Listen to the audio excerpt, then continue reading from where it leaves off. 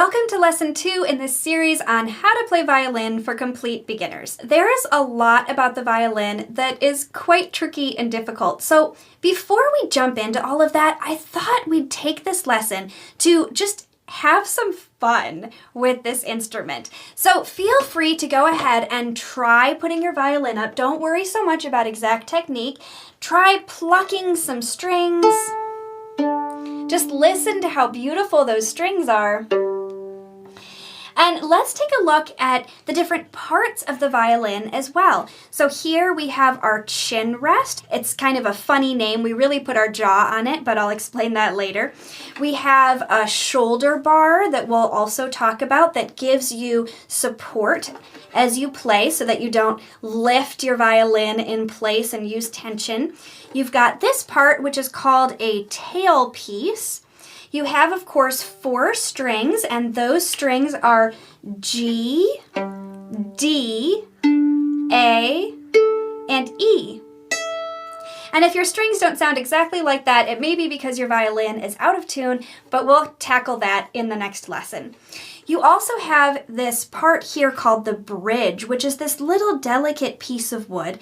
And if you look very carefully inside your violin, you might find out something about where it was made or who made it. And you'll see this cylindrical piece inside called a sound post. This whole black part of the instrument is called the fingerboard, and you'll notice that unlike a guitar, unfortunately, it doesn't have any frets, but the nice thing is that means that if we ever decided to play in, say, a 12-tone scale instead of a regular Western-sounding scale, you would be able to do that on violin just fine because you can play almost anything.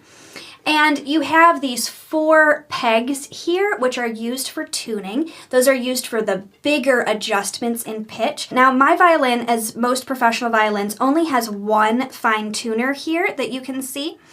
But your beginner instrument, if you have one, probably has all 4 tuners, and that's used for minor pitch adjustments, just moving the pitch a little bit at a time, and those are quite helpful when you're just getting started on this instrument. Over the course of these lessons, we're going to put tapes on our violin, which really helps us to learn where all the notes are. But just for now, I just want to show you really quickly where we would find notes on the violin and how to find them. Here's my student instrument with the 4 tapes corresponding to your fingers, 1, 2, 3, and 4.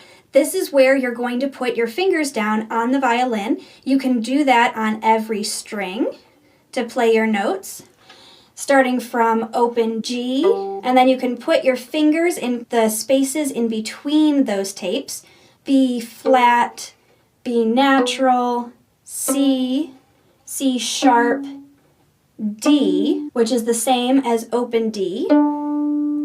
Now, obviously, we're not ready to start shifting or anything quite yet, but just to show you what's possible and where we're going, if you take that 1 in first position and you put your 1 instead where your 3 would normally go, you see 1, 2, 3, and you take that and you put your 1 on the 3 tape, then that's called playing in third position.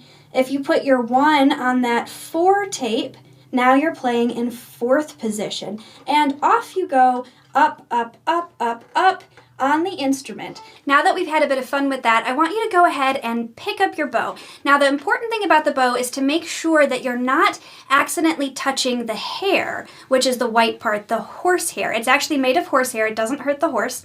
And then you have this stick, which could be wood or carbon fiber. And don't worry exactly about how to hold it yet. We're going to learn all of that. But I want you to just try putting your violin up and making a little bit of sound on the instrument just to hear what your violin sounds like.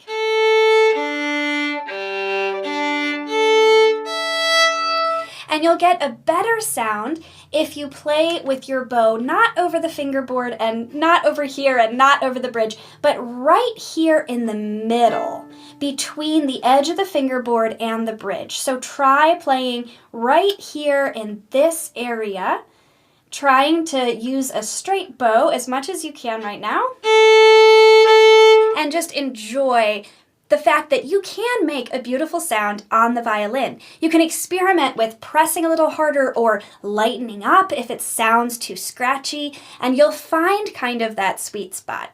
Okay, so that was fun. In the next video, we're going to get down into tuning the violin, which can be a little bit tricky, but we will go through it step by step to make sure you know how to get your instrument in tune without damaging anything. See you there.